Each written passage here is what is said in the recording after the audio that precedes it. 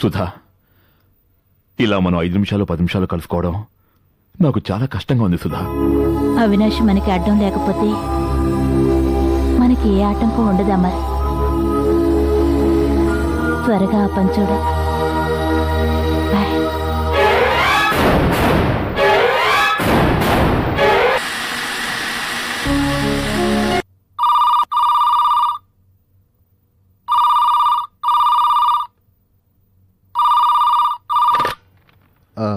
Hello, నేను రవీంద్రను మాట్లాడుతున్నాను. నమస్కారం సార్. ఎలా ఉన్నావు శ్రీను? బాగున్నాను సార్. ఈరోజు ఆఫీస్కి వెళ్ళలేదా? పూజకు ఒంట్లో బాగాలేదు సార్. మా ఆఫీస్లో కూడా ఇవాళ పని లేదు. అక్కడికి వెళ్ళి ఊరికే కూర్చునే బదులు ఇంట్లో ఉంటే ఇంటి పని కాస్త పూజకి సహాయంగా ఉంటుందని ఆఫీస్కి వెళ్ళలేదు సార్. ఇప్పుడే పూజకి జ్యూస్ కలిపి తీసుకువెళ్తున్నాను. ఇంతలో మీ ఫోన్ వచ్చింది. సార్, నాతో మీకేమైనా పనుందా సార్? పూజను ఒకసారి పిలుస్తావా? అదేంటి సార్, మీతో ఏదో మీటింగ్ ఉందని సాయంత్రమే వస్తానని చెప్పి వెళ్ళింది. వచ్చిందిలే. మీటింగు 6 గంటల క్రితమే అయిపోయింది. పూజతో ఒక విషయం చెప్పడం మర్చిపోయాను. ఈ పాటికి ఇంటికి వచ్చి ఉంటుందని ఫోన్ చేశాను. సరే, ఇంటికి రాగానే నాకు ఒకసారి ఫోన్ చేయమని చెప్పు. ఓకే? తప్పకుండా చెప్తాను సార్. ఉంటాను సార్.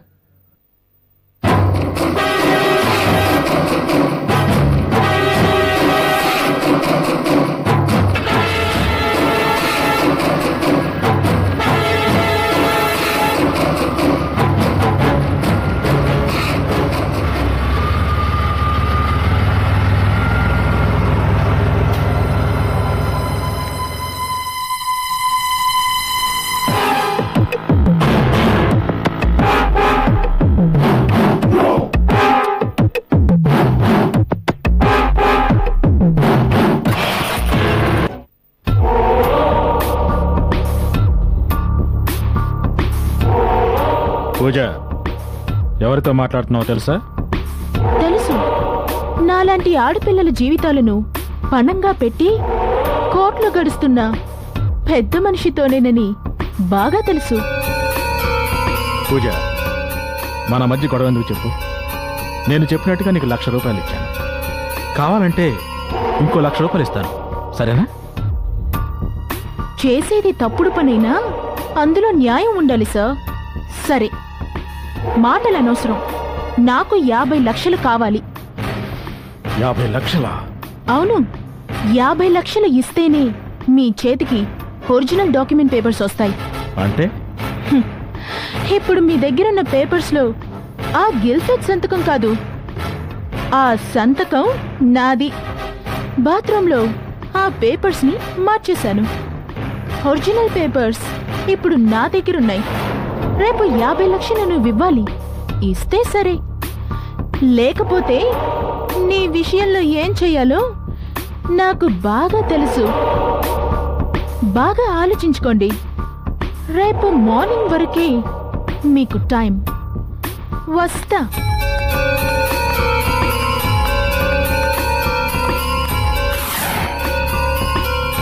పూజ ఎంతగా తెగించిందంటే ఎవరో అనుకుంటే మాట్లాడించి ఉండాలి. ఎవరు? బషీరా? రవీంద్ర? దీని వెనక ఎవరో తెలుసుకోవాలి. తెలుసుకుంటాను.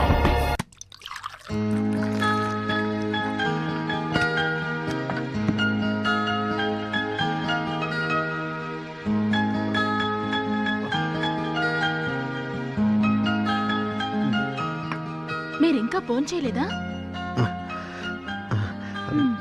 నువ్వు రాకుండా నేను ఎప్పుడైనా తిన్నాను చెప్పు.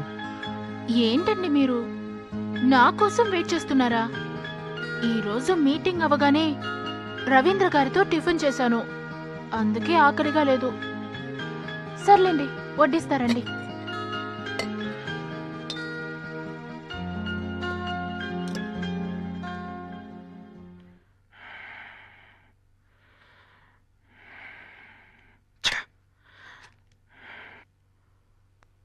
సార్. బషీర్, వచ్చావా? ఏంటి సార్, అర్జెంటుగా రమ్మన్నారు? మరి రవీంద్ర విషయం? రవీంద్ర విషయంలో అతని ఇంటి దగ్గర ఒక పోలీస్ చెక్ పోస్ట్ వేయించానయ్యా. ముందా రవీంద్రను లోపలికి వెళ్ళని, ఆ తర్వాత ఆ సీడీ ఒక కాపీ తీసి ఆ పూజ మకాన కొట్టాలి. ఇప్పుడెందుకు ఎంత కంగారుగా? ఎన్ని ప్లాన్స్ వేస్తున్నారు?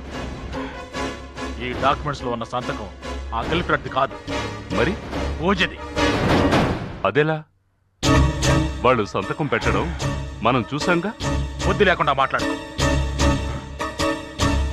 బాత్రూంలో కెమెరా పెట్టావా? లేదు. అక్కడ కూడా ఒక కెమెరా పెట్టుంటే నాకు ఈ ప్రాబ్లం వచ్చి ఉండేది కాదు. ఆ మాయలాడి పూజ బాత్రూంలో దాని సంతకాలతో డూప్లికేట్ డాక్యుమెంట్స్ తయారు చేసింది. ఆ డూప్లికేట్ డాక్యుమెంట్స్ మనకిచ్చింది. అలాగా? దానికి అన్ని తెలివితేటలున్నాయా? దానికి ఉండవనే నేను అనుకుంటున్నాను. నా ప్లాన్ తెలిసిన వాడెవడో దాని వెనకుండి చేయిస్తున్నాడు. నా ప్లాన్ తెలిసిన వాళ్ళు ఒకడు రవీంద్ర, ఇంకొకడివి నువ్వు. సార్, నిన్ను అనుమానించాల్సిన అవసరం లేదు. ఇక మిగిలింది రవీంద్ర. అందుకే రవీంద్రను ఫాలో చేయమన్నాను. కొన్ని రోజులు అతను జైల్లో ఉండాలి. ఆ లోపు మనం ఆ పిచ్చి కుక్కను లొంగ తీసుకోవచ్చు. ఇంతకీ దానికేం కావాలట? 50 లక్షలు కావాలట. 50 లక్షలా? నువ్వేం ఆశ్చర్యపడక్కర్లేదు. దాన్నేం చేయాలో నాకు తెలుసు. నేను చెప్పినట్టు నువ్వు చేస్తే చాలు.